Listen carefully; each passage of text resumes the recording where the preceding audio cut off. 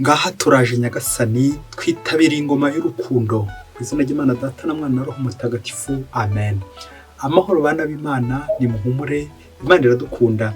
Ije kudukiza kuri uyu wa mbere w'icyumweru cya mbere cya Noheli, tariki 29 Ukuboza 2025.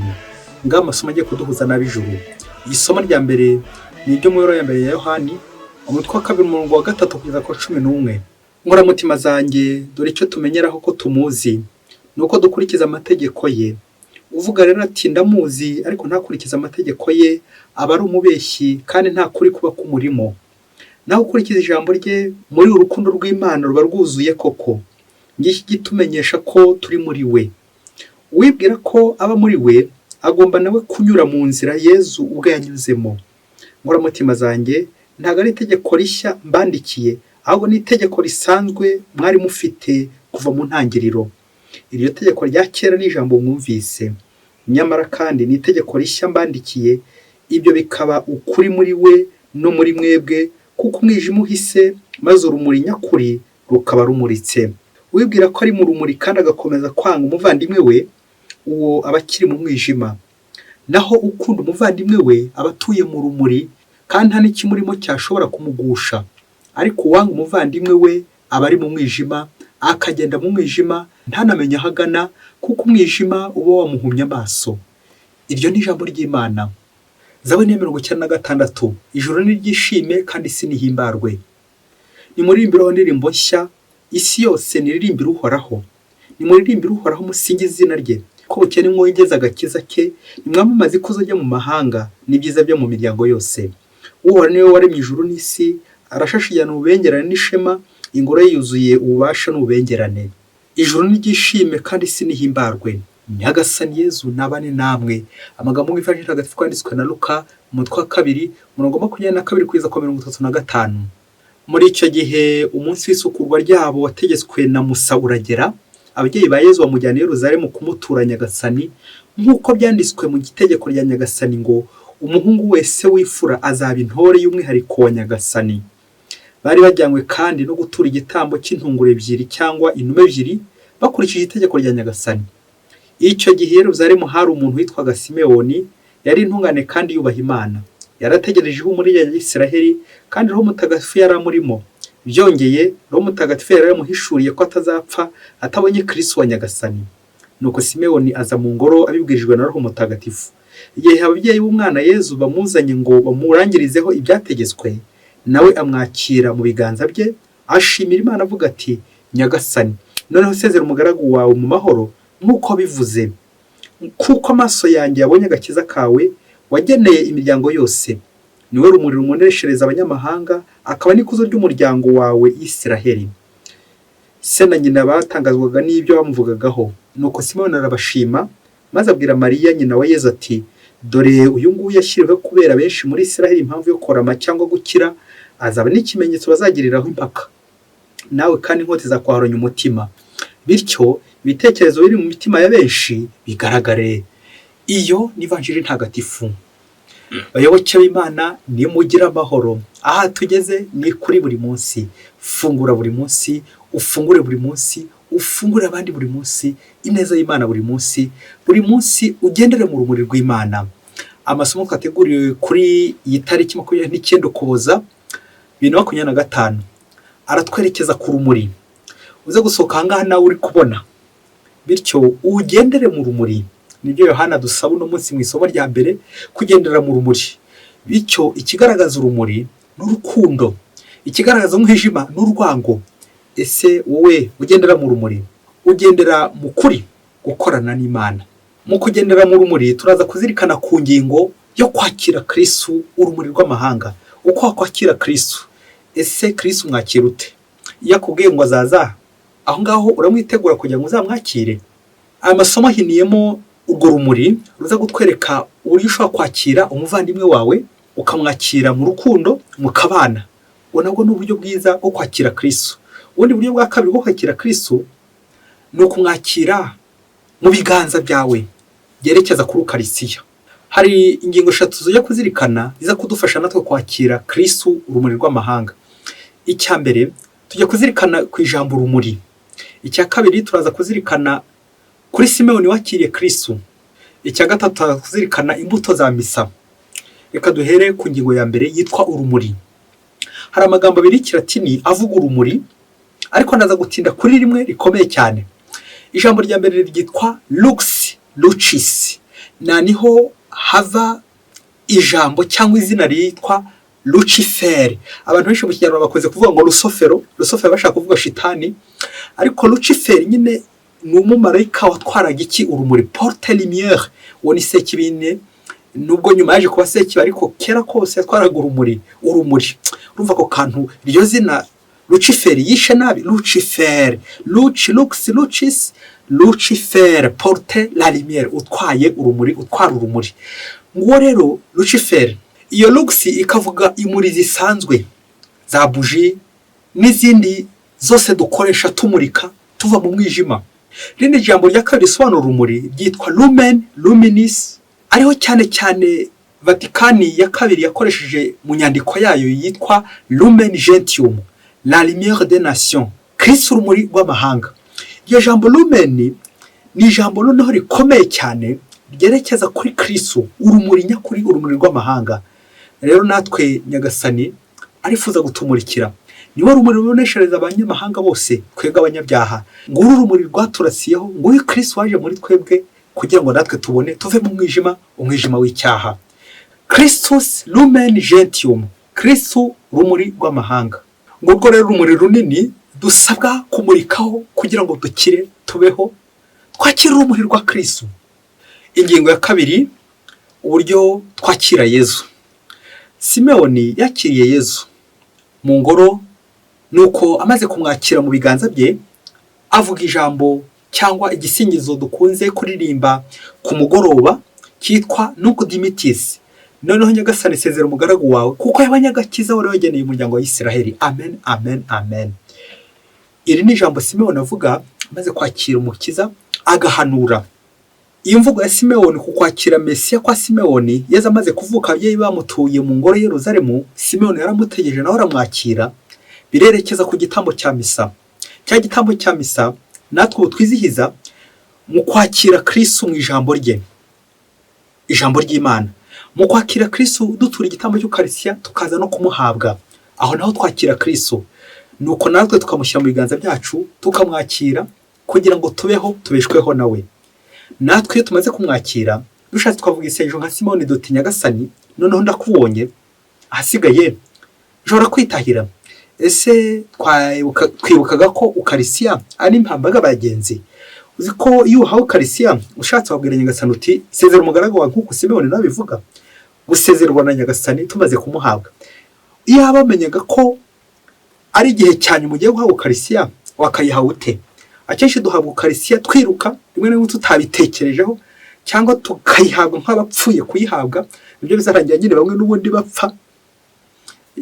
Cya gitero cya Ratasiyoni icya 12 n'icya 18 agahabwa n'abeza, ariko abi niyo rero banda kuko bahabwa ubucibwe, bahabwa urupfu, abeza bagahabwa ubugingo. Nawe uze kureba nka Simewoni, ujya uhabwa ubugingo cyangwa ujya uhabwa urupfu, kandi byaba. Reka tujya ku ngingo ya gatatu, bica nawe uze kureba ujye uhimbaza igitambo cy'Ukarisitiya. Ingingo ya gatatu iritwa imbuto za misa.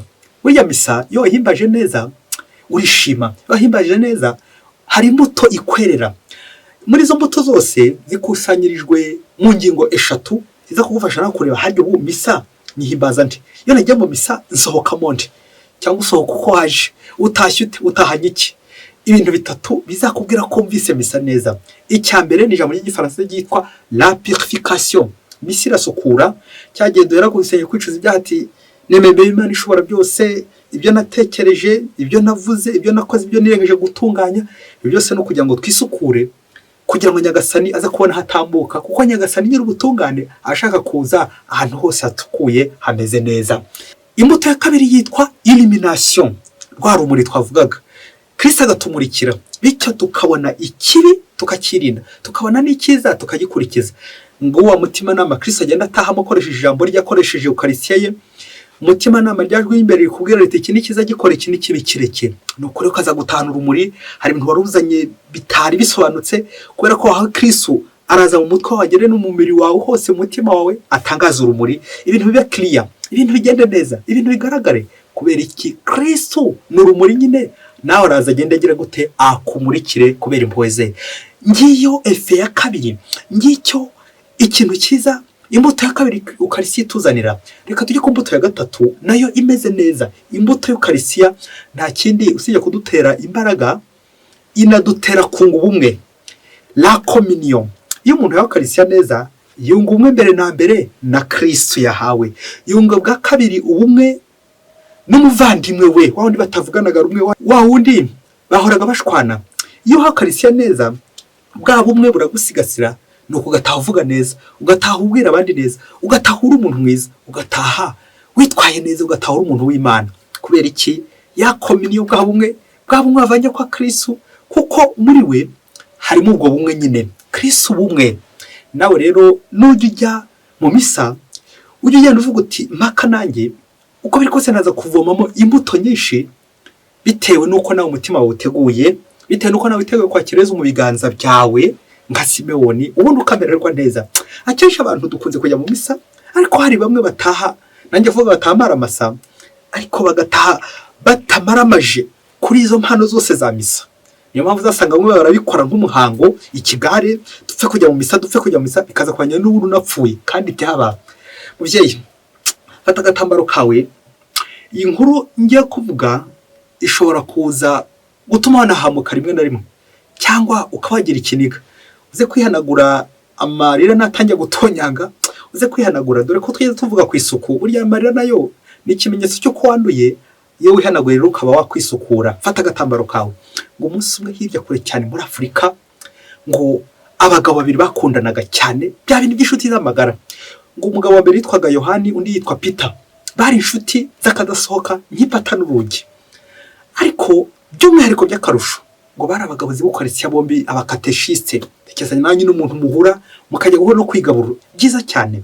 Bari abagabo z'ukarisiya. Nuko igihe kimwe kiza kugera byari uko shitani atishimira ibyiza, kandi ngo nyakibe ntarabushyitsi b'abavandimwe baza gupfa. Ibintu nawe ngiye kuvuga nyine biranagayitse, baza gupfa amasambu, imirima. Bishoboye kumwe yari yarengereye undi n'undi gutyo. Nuko baratongana, bishyira kera kurwana bitabuze. Nuko umwe agasigara higa mugenzi we, hagati aho kibaza ngo ko bari abagabo z'ukarisiya bazongera bahure gute kuri alitari bagiye kugabura. Ukomeza ubyibazeho, ariko biba binagoye nyine. Ukurura ifoto ariko ntuze kuyitindaho y'abantu bari kugabura umubiri wa Kristo, ariko bakaza gupfa amasambu, imirima yabo, kandi byaba. Nuko guhera icyo gihe batangiye bahigahigana nk'inkware, bagahigahigana, gucurisha imigambi bisha kuri umwe n'undi, kugambanirana bitabuze. Nuko bagahigahigana, buri wese ashakisha ahantu yakura mugenzi we kugira ngo azamwicishe. Rimwe na rimwe bagategana ibiryo biroze, buri wese agashaka uburyo bwa mugenzi we, ariko bikanga gufata. Nuko Yohani ngo aza kuvumbura ubwenge. Mubyeyi, ukurikire ntuze kugushwa n'ahantu ujya kuvuga. Yohani ngo aza kuvumbura ubwenge, niba ari ubucucu ntuze guhita unamimbaza nabyo. Aza kuvumbura uburyo azaroga Peter, kandi Peter akazapfa atiriwe na rimwe asamba. Aza kwigira inama y'uko azamurogera kuri ukarisiya, akazamuroga mu gihe yagiye guhazwa. Ngo Yohani koko bimaze kubyuzuza, bishoboye ko agiye kugura uburozi bushyushye, bwa bundi buzahita nyine bumurangiza. Nuko igihe kigeze, Yohani koko umunsi urageraho kuza kugabura. Nkuko byari byikoze, ahitira kwa Yohani kugira ngo agire te ahabu ukarisiya. Ageze kwa Yohani, Yohana yateguye ya ukarisiya, yayishyize ku ruhande yayiroze kugira ngo ayihe Peter. Nuko ko bya bintu bigeraho, byandi yuko nyine Sekibi hari igihe akora ibintu kandi bigakunda. Nawe ajya akora ibintu bigakunda. Luciferi akora ibintu byinshi cyane kandi bimwe bigakunda. Nuko Peter atega ibiganza, Yohana ashyiraho ukarisiya. Naho for uburyo Peter agiye gupfa. Nuko Peter agiye kwitamira, ajya kubona iguye hasi kubera ko hari harimo umuyaga. Ngo hariho itegeko, kandi n'ubu riracyahari, ko iyo ukarisiya iguye hasi ntabwo wayihawe ari wifata, ahubwo uri kwitanga umugabo w'ukarisiya niwe uyifata, akaba ari uyirya, akajya yahaza itaguye hasi indi, ariko yandi yaguye hasi akaba ari uyirya, kuko idapfa ubusa nayo. Ngaho nawe tekereza uburyo Peter bamuhagije, hanyuma ya ukarisiya yarirozwe, akaba ari hano ugiye kuyirya. nuko Yohana wunze imitima yibaza uburyo agiye kurenga ku itegeko, yibaza uburyo noneho arayikandagira arayijugunya biragenda bite. Nuko Yohana agira cya aravuga ati n'ubundi ndapfuye birarangiye, nta kinini njye wishe asigaye Nyagasani umbabarire ku makosa yanjye basuzanya cyane n'umugambi bw'ijuru. Nuko afata ya Ukarisiya yari yaroze arayirya. Petero ko katyo, Yohani nawe nyuma yo kurya ya Ukarisiya yari yirogeye dore ko wishe ntaririrwa ngaho foro uburyo agiye gupfa n'abagiye kumushyingura. Nuko Yohani atangira araga imitungo ye, araga abana be, ati n'ubundi ngiye gupfa. Umunsi wa mbere ategereje urupfu, wa kabiri wa gatatu uzi ko na n'ubu Yohani akiriho ntiyabaye agipfa, yarazi ko apfuye biragiye, ariko na n'ubu aracyari ntiyabaye agipfa. Ubwo uragira ngo nze gukubwira uburyo Yohani yaje kwicara akajya gusaba imbabazi kwa Peter, akamubwira uburyo bwose yatandukiriye birenze kugeza nubwo noneho ashatse kumufatira kuri Ukarisiya. Ahubwo ndifuza gukubwira impamvu Yohana atapfuye, ngaho nawe yifore. Impamvu Yohana atapfuye nuko atari umubiri we yatanze, atari uburozi yatanze cyangwa atari uburozi yakiriye, n'umubiri wa Kristo yakiraga, n'umubiri wa Kristo yarahaye Peter. Ngiki cyabereye aho ngaho, naho ubundi gupfa bari gupfa, ariko ntabwo ari uburozi batangaga, ahubwo ari umubiri wa Kristo. Yego nanone ntidushatse kuvuga abagira nabi babaho barogera abandi ndetse no ku bintu bitagatifu, ntabwo ari cyo nshatse kuvuga, ariko ngiki gitangaza nyine cy'Imana tutazi ukuntu ibintu bigikora, nuko Yesu akarokora abantu be ari ababi ari n'abeza kubera impuhwe ze. Nuza guhita wongera kumbaza niyo Peter yaraje kubabarira Yohani n'uburyo baje gukomeza babana nyine nkuko byahoze na mbere, ahubwo ndifuza gusoreza gutuntu dutatu tuza kugufasha kureba nawe uburyo wakira Yesu muri Ukarisiya mu biganza bya mu rugo rwawe nka Simewoni. Icyambere hari amagambo liturujia duhereza mu gitambo cy'Ukarisiya, urugero akira amahoro ya Kristo cyangwa akira umubiri wa Kristo. Hari abantu benshi bagira ngo uriya simuha amahoro ya Kristo, uriya simuha umubiri wa Kristo, sinjya guhazwa kuri uriya, ukaza kwibagirwa ko atari amahoro yawe ari aya Kristo, ukaza kwibagirwa ko atari umubiri wawe ari uwa Kristo. Nkuko bayahani batahamara amasa, Yesu agahaza gukora ibitangaza kugeza igihe abantu barokoreye, abantu bagiriye neza bose, kuko n'umubiri wa Kristo. Akira umubiri wa Kristo, ntabwo ari umubiri wa Yohani, ntabwo ari umubiri wa Peter, ntabwo ari umubiri wa Masumbuko, ntabwo ari umubiri wa Mariya, ni umubiri wa Kristo. Akira umubiri wa Kristo. Rumuri rw'amahanga akira urumuri rwa Kristo, ni Kristo.